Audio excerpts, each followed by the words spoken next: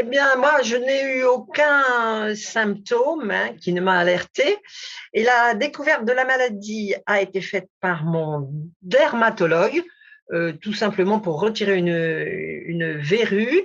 Et donc, entre le sang et des hématomes, il m'a conseillé donc d'aller faire une prise de sang, ce que j'ai fait immédiatement. Dans la foulée, le laboratoire m'a téléphoné pour me dire de voir mon médecin traitant. Mon médecin traitant m'a dirigé immédiatement vers l'hématologue où j'habite. Et il y a eu le début des examens mi-février jusqu'à fin mars avec des prises de sang, myélogramme, biopsie. Et par contre, il m'a dirigé vers l'hôpital parce que ce n'était plus dans entre guillemets, les compétences. Voilà. Et donc, le traitement a débuté le 5 juillet.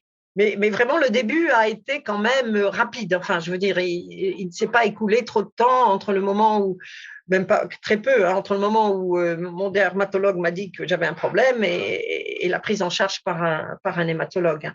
Et tous les rendez-vous pris entre eux. Hein, je n'ai absolument pas eu à intervenir. Voilà. Pour l'instant, enfin, ça y est, je commence un peu à voir un peu plus clair. Hein. J'ai fini par quand même comprendre que c'était vraiment un système de plaquettes complètement défaillant. Qui sera défaillant à vie. Et donc, ce traitement que j'ai commencé, enfin, les examens février 21, voilà, depuis non-stop, voilà, depuis février jusqu'en mi-mars. Et après, donc, le traitement a commencé début juillet. Et voilà. Et donc, pour moi, si j'ai bien compris, il s'agit de remettre mes plaquettes en bonne forme. Mais dès qu'on arrêtera le traitement, les plaquettes redescendront. Donc, il faudra que je continue ce traitement à vie, à moins qu'il n'y ait d'ici là une autre découverte.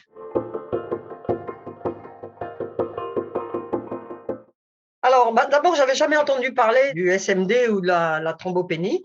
Et l'annonce de la maladie, elle s'est faite progressivement, en douceur. Les infos arrivent au compte-gouttes.